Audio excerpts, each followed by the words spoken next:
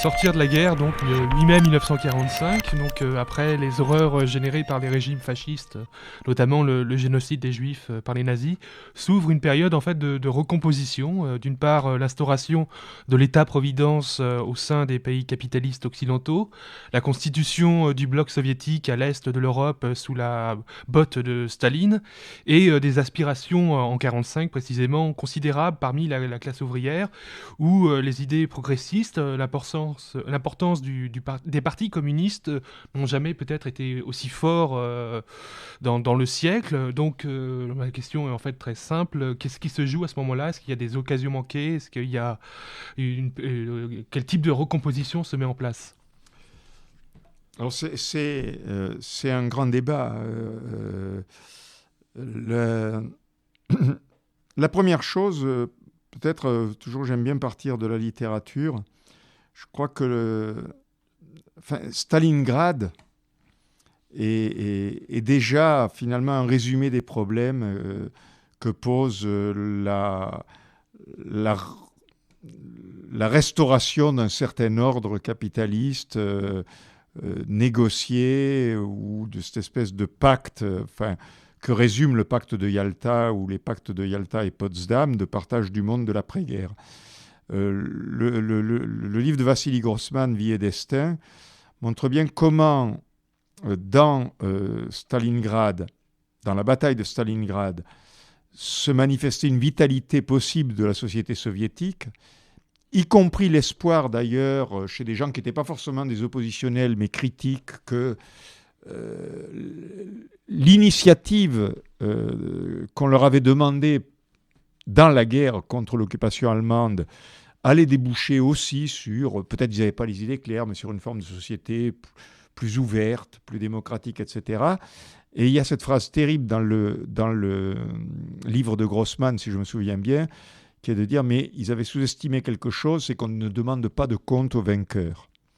Et là, paradoxalement, alors que le pronostic ou l'espoir de gens comme Trotsky, ou plus généralement des oppositionnels de gauche avant la guerre, c'était un scénario comparable à la Première Guerre mondiale, c'est-à-dire que un régime bureaucratique comme le régime soviétique ne survivrait pas à l'épreuve de la guerre, et que la seconde après-guerre mondiale serait une situation révolutionnaire aussi ouverte, avec une redistribution des forces et des cartes, comme on avait connu la première. Et d'une certaine manière, la position de Trotsky sur la création d'une petite internationale, c'est aussi, dans des conditions différentes, mais c'est aussi un remake de Zimmerwald, de Quintal, etc. Il faut organiser la petite cohorte internationaliste avant d'entrer dans la guerre pour avoir l'espoir d'en sortir avec quelque chose.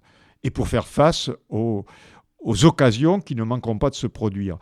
Alors, ça, c'est pas passé, d'une part parce que le régime stalinien est sorti légitimé, paradoxalement, de sa victoire militaire, avec toute l'épopée. Il ne faut pas croire que c'était seulement en Union soviétique une mise en scène, mais la religiosité, moi je suis à la limite du point de vue générationnel, mais la religiosité autour de l'Union soviétique dans les années 50 en France, quand un coureur soviétique comme Vladimir Koutz gagnait 3 médailles d'or aux Jeux Olympiques, ou Zatopek, etc., et le premier Spoutnik, on a du mal à imaginer aujourd'hui, mais que les gens croyaient, ils ont vaincu le nazisme, et voilà, et puis on ne considérait pas ridicule les kolkhosiennes au front radieux, quand passent les cigognes, etc., etc. Donc bon, il y avait relativement à ça, vous avez ça dans un film qui n'est pas un bon film d'ailleurs, Rouge Baiser, les banilons et le Coca-Cola, c'était la culture américaine, donc il fallait boycotter Coca-Cola. Pourquoi pas, mais c'était quand même une vision très manichéenne du monde, mais tout ça venait quand même de l'image propagée, d'une part évidemment autour du symbole Stalingrad, et puis par la suite par l'expansion de ce qu'on a appelé le glacis soviétique, qui pouvait paraître comme une extension d'une expérience socialiste, ou passée pour telle à l'époque, bien que les éléments d'alerte étaient quand même déjà là. La crise avec la Yougoslavie a commencé très tôt, en 48-49. Les procès des anciens brigadistes, justement, en Espagne, en Tchécoslovaquie ou en Hongrie sont venus très très vite, moins de 8 ans après la guerre. Mais donc c'est, contrairement à l'espérance d'une nouvelle période révolutionnaire, c'est au contraire une période de stabilisation négociée à deux grands partenaires ou plusieurs, mais enfin fondamentalement les États-Unis, l'Angleterre d'un côté et la direction stalinienne de l'autre, et qui chacun établit une discipline dans ses propres rangs de désarmement. Dans l'affaire espagnole, il y a eu des guérillas, y compris d'ailleurs de militants communistes, qui ont duré jusqu'après la guerre en pensant que les dictatures ne survivraient pas non plus à la guerre et que donc on allait jouer la revanche de la guerre civile dès 1945. Bon, et ça a été là aussi rappelé à l'ordre, rentré dans le rang, etc. Le désarmement de la résistance grecque est peut-être le cas le plus criant des conséquences de ce pacte. C'est en ça que la tragédie grecque me paraît... Il y a un seul bouquin, à ma connaissance, il y en a sûrement d'autres, je ne suis pas spécialiste, mais en français, il n'y a que le bouquin de Dominique Eudes, Les Capetanios, sur ça. Mais autant il y a beaucoup de littérature sur la guerre civile espagnole, l'affaire grecque est méconnue, elle est pourtant l'illustration. Ou alors on l'a dans les romans de Tsirkas, Cité à la dérive, etc. Bon, et le cas qui a échappé à ça,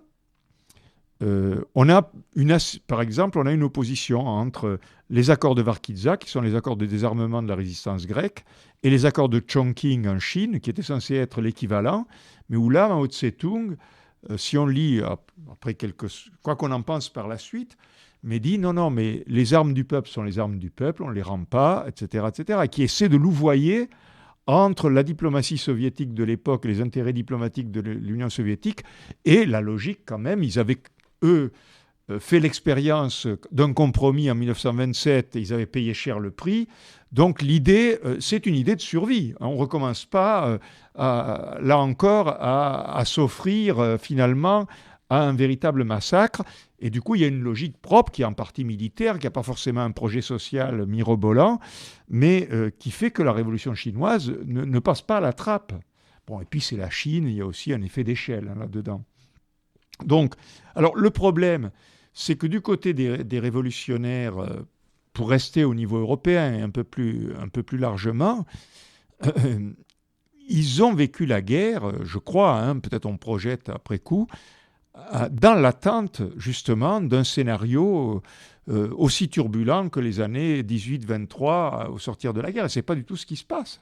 Et le gros problème qui va... Alors, il y a des organisations qui disparaissent purement et simplement. Le POUM disparaît. L'ILP britannique, qui n'était pas une petite organisation, qui était un travaillisme de gauche quasi révolutionnaire, de gens comme Orwell et d'autres à l'époque, disparaît. Et puis, le courant trotskiste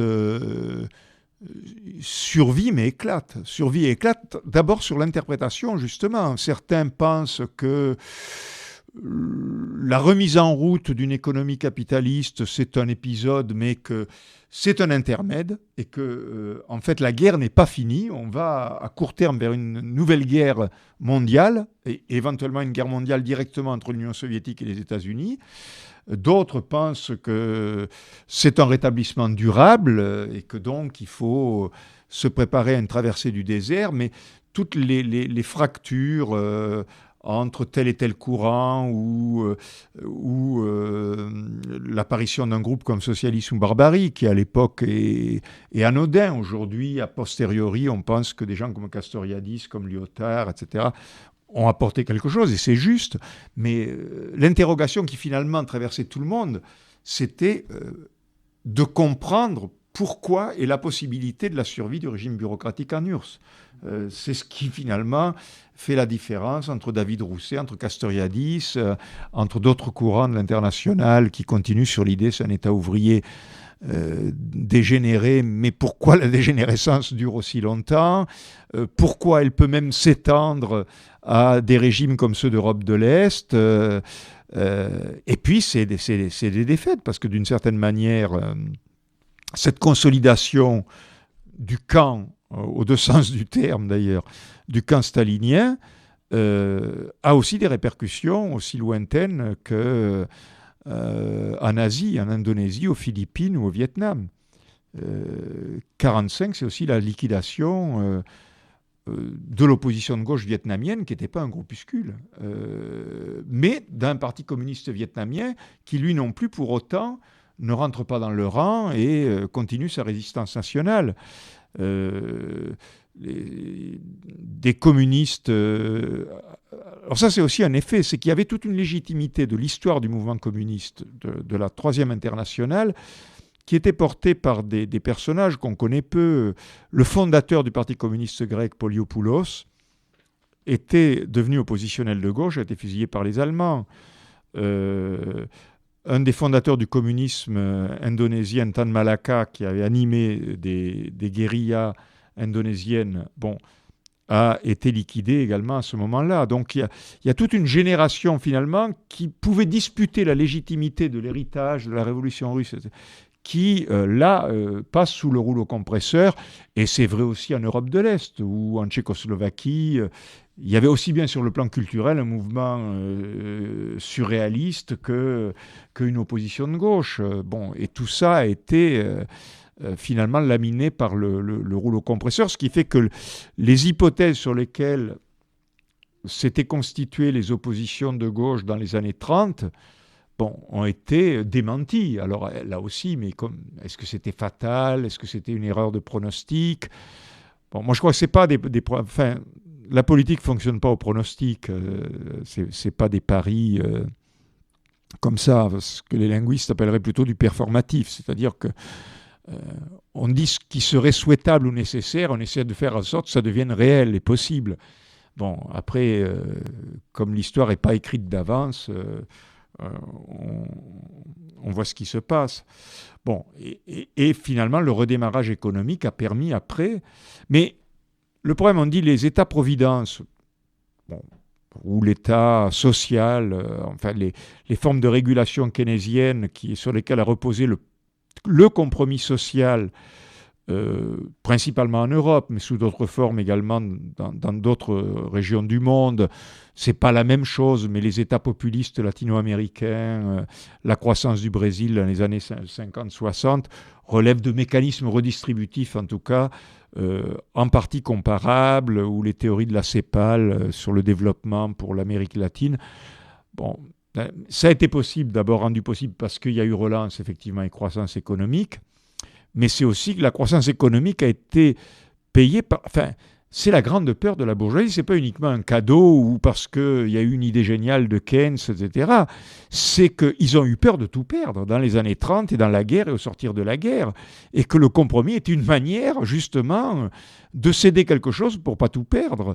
Mais sur cette base-là, c'est un compromis qui a plus ou moins permis d'amortir la conflictualité sociale sur une trentaine d'années, jusqu'à la fin des années 60 ou au milieu des années 70, et qui a donné l'illusion, alors ça aussi ça a été l'illusion d'une part que le capitalisme avait trouvé le moyen de maîtriser ses contradictions et de les gérer rationnellement, et puis aussi des théories comme celle de David Rousset, comme quoi, par des voies différentes, le capitalisme occidental et la modernisation, même sous des formes bureaucratiques en Union soviétique, arriveraient à des formes convergentes, plus ou moins, d'une même société.